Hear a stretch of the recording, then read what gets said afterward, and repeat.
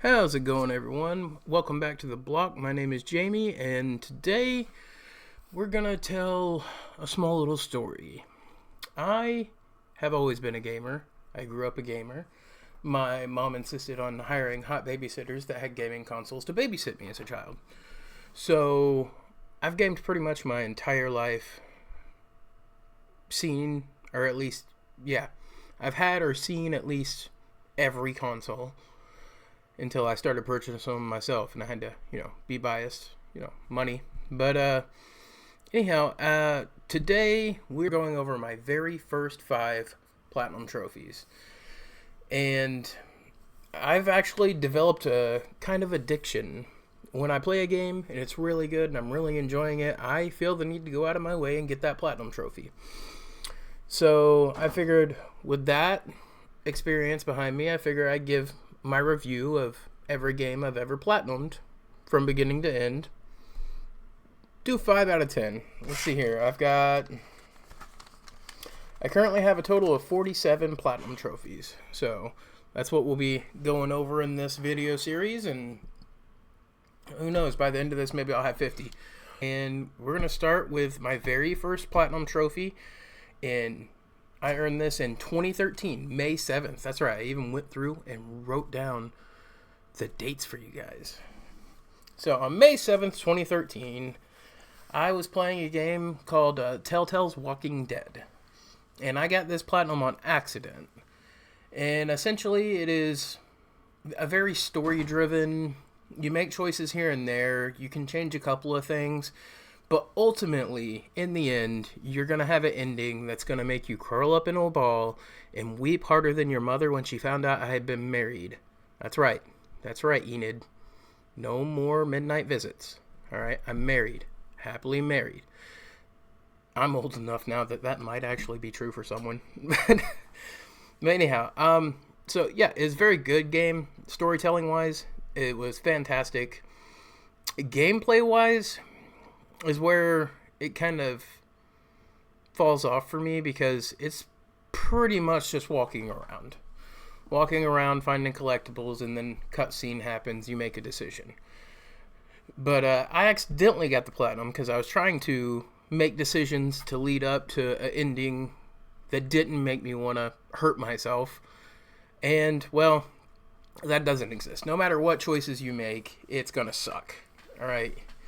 So, but overall, this would have worked way better as a spin-off animated TV series for The Walking Dead. I think this would have done gangbusters. But overall, seeing as how you can't change your destination, I felt the choices were hollow at the end of the day, and just kind of illusions of choice. And so for replayability, it's not great. I played it through, I think, 3 times to get the platinum. But that was just purely me trying to make different choices at different points in the story to try to get a better outcome. And that never happened, and a platinum eventually popped.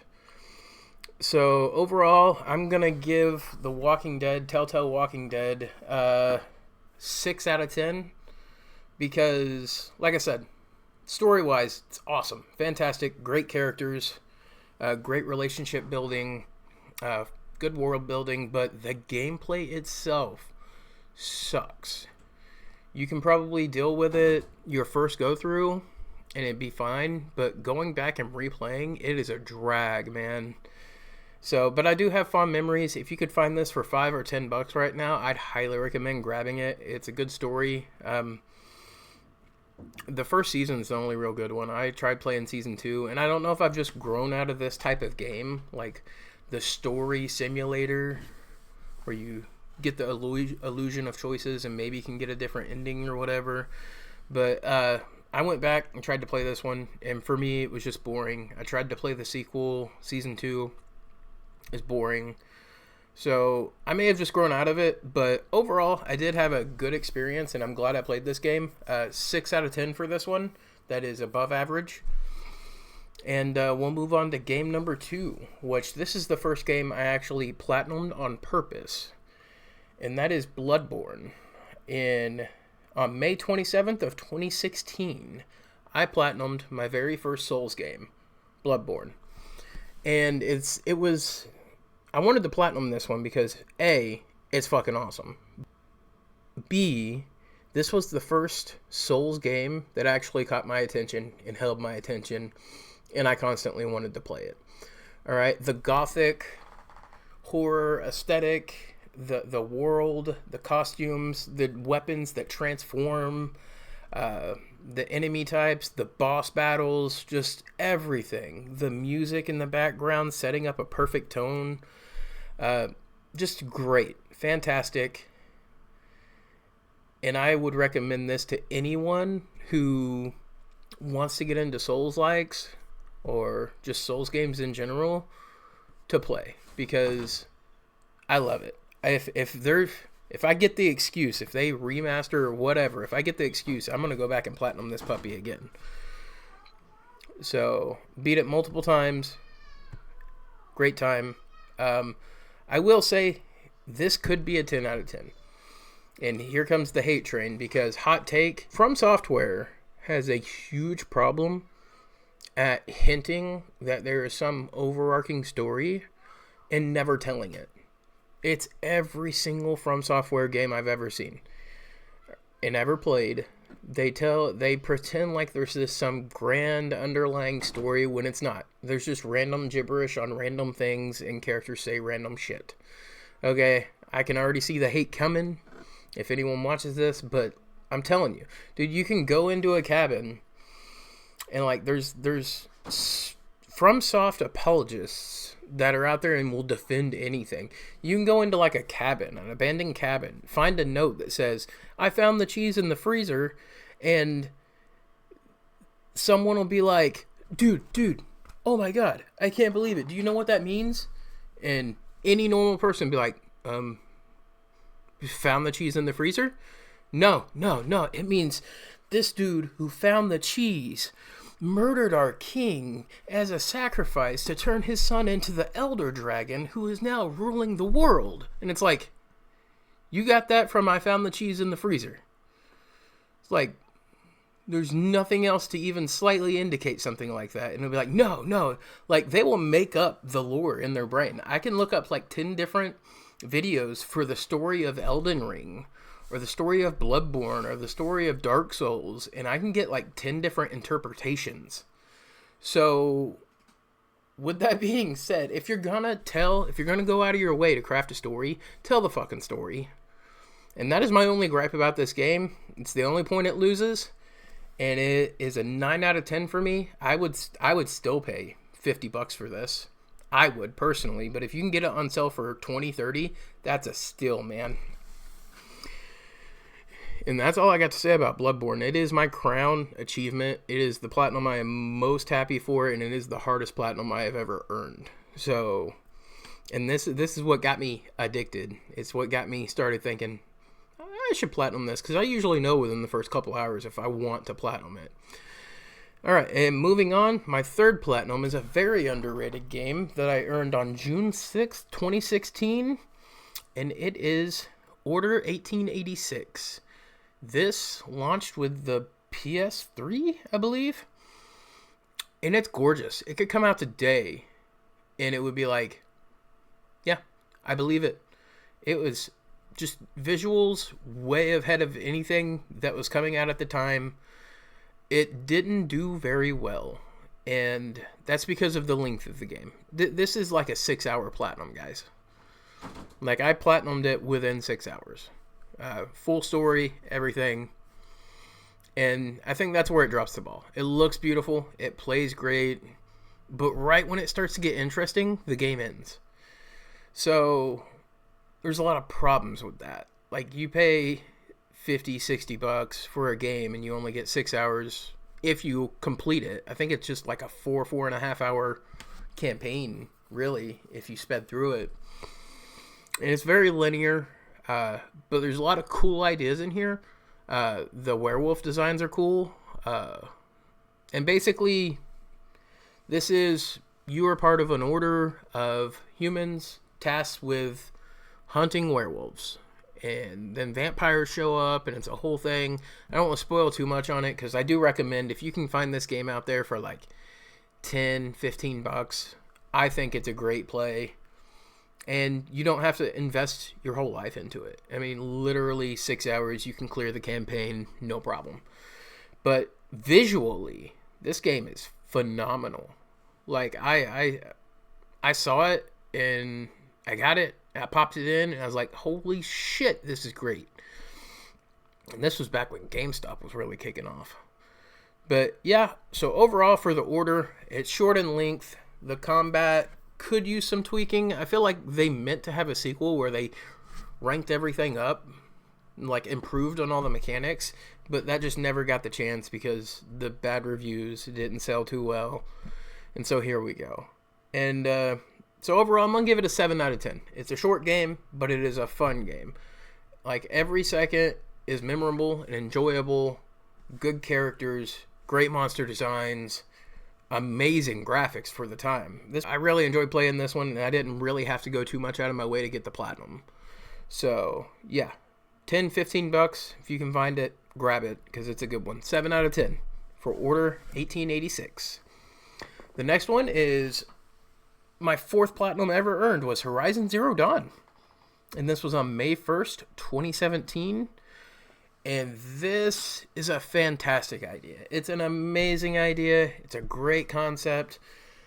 Human species goes back to the Stone Age. Robots overthrew them, and now you got like robot dinosaurs and robot saber-toothed tigers and like T-Rexes and giant robot turtles, and it's just... And you shoot the parts off of them so you can craft more gear and upgrade your weapons. And it's just a lush, beautiful environment with great... It's a fantastic world to spend your time in. And I was hooked, man. I was like, bro, I need 3 more fucking alligator claws to get this new bow that shoots fucking rocket arrows. Like, it's really good. Some of the side quests, as in any open world game, you know, if you're gonna make a big game, some of the side quests are gonna be like, meh. You gotta accept that with an open world game because it's supposed to be big. It's supposed to be huge. But for the most part, I really enjoyed the side activities. I really enjoyed the side characters. I enjoyed the main character. The way the story is told from Aloy, from a little girl being rescued by Roth, and all that stuff, it really packs some punches here and there. And overall, I'm going to give this a solid 8 out of 10. I really enjoyed it. I did not mind going out of my way to grab the platinum. It's just a few collectibles here and there, a few bosses here and there, which they really stand out. The first time you stand toe-to-toe with a Thunderjaw, which is a giant electronic T-Rex with rockets on its back and all kinds of shit like that, it really has a grand scale to it, and it feels grand every time you face off against something so big. So yeah, 8 out of 10 for Horizon Zero Dawn. Really enjoyed it. I've played it multiple times since then. New Game Plus is just, you can go tear shit up and have fun, and sometimes that's what you need. And our 5th and final platinum of this video was God of War 2018.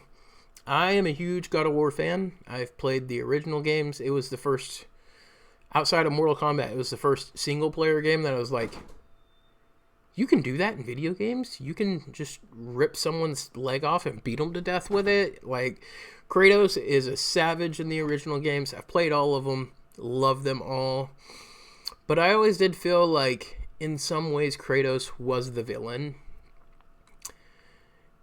Like, don't get me wrong. Dude has one of the most justifiable crash outs of all time. If you know, you know. Alright?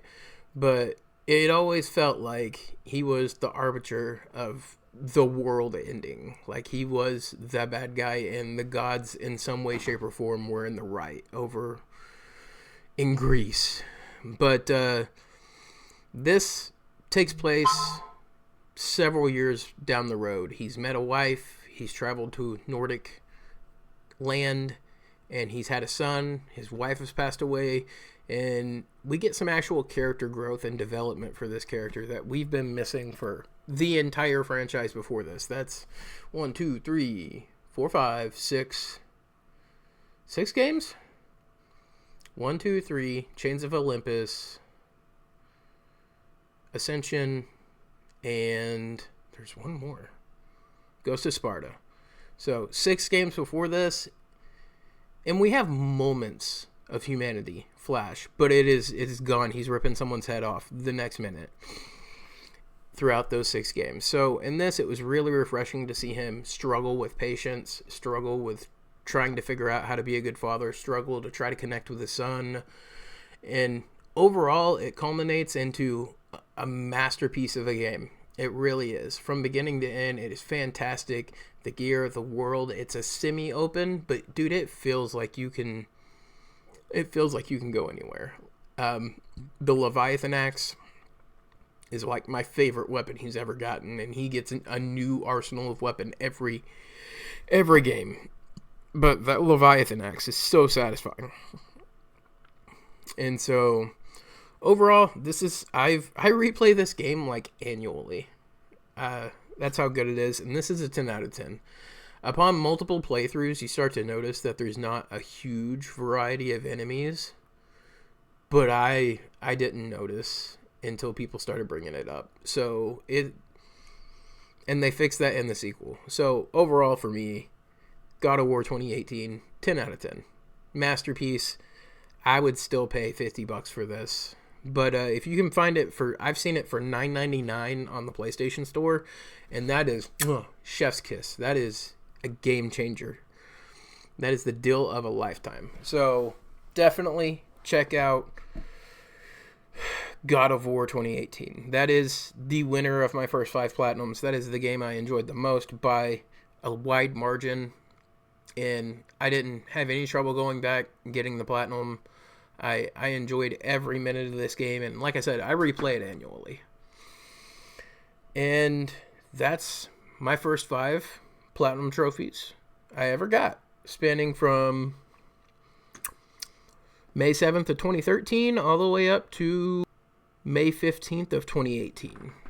So, yeah. And right after that is when I really get the bug. I knock another 2 out in 2018, 3 out in 2019. So it keeps rolling after that. But yeah, thanks for sticking around this long.